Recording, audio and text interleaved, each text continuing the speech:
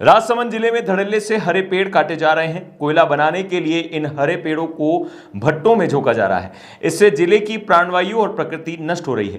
पर्यावरणविद Padmashri doctor Shyam सुंदर पालीवाल का कहना है कि जिले के राजसमंद, रेलमगरा, कुमारिया, सरदारगढ़, नाथद्वारा सहित जिला भीलवाड़ा, चित्तौड़गढ़ के सीमावर्ती गांवों में लकड़ी माफिया ये कारगुजारी कर रहे हैं। ये लोग पिछले 3-4 वर्षों से सरकारी, गैर सरकारी, काश्तकारी जमीन और वन क्षेत्र में सैकड़ों वर्ष पुराने पेड़ कटवाकर कंटेनरों में भरकर राज्य से बाहर भेज रहे हैं। कुछ माफिया रोज के हजारों पेड़ कटवाकर क्षेत्र में लगभग 500 से ज्यादा अवैध कोयला बनाने की भट्टियों में झोंक रहे हैं। इससे मध्य प्रदेश, अजमेर, भीलवाड़ा, चित्तौड़गढ़ के वांछित अपराधी भी शामिल हैं।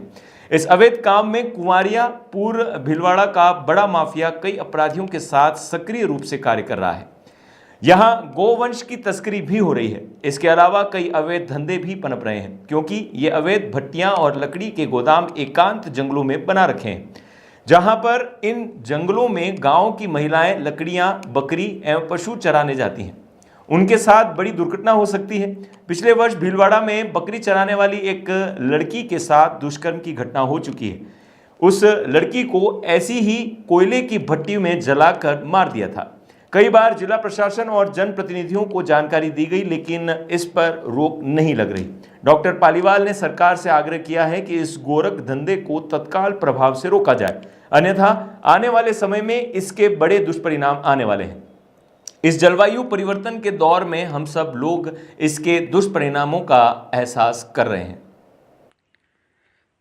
रेलमगरा पंचायत समिति जिला राजसमंद के कुरज गांव के आसपास के एरिया में पहले ढूंढता गया। वहाँ 3 इस तरह के बड़े डिपो हैं, जहाँ पर एक एक डिपो में 35-40 भट्टियाँ बना रखी है।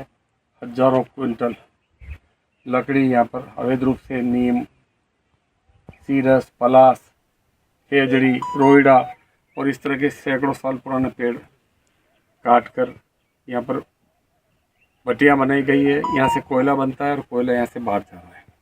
ये सब काम अवैध तरीके से बहुत लंबे समय से चल रहा है। अकेले रेलमगरा पंचायत समिति में करीब इस तरह की, रेलमगरा तहसीलदार के एरिया में इस तरह की कम से कम 150 भट्टियाँ चल रही है। और ये गोरख धंधा पिछले 3 सालों से चल रहा है। गांव वालों ने भी कई बार शिकायत की, मीडिया पर भी इसकी सूचनाएं दी गई। उसके बाद भी प्रशासन के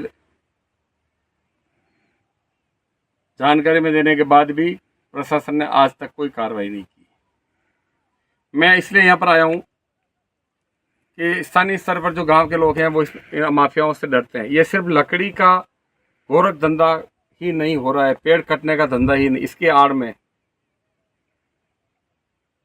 गोवंश की अवैध यहाँ से तस्करी, अन्य और इस तरह के कई अवैध धंधे यहाँ पर पनप रहे हैं।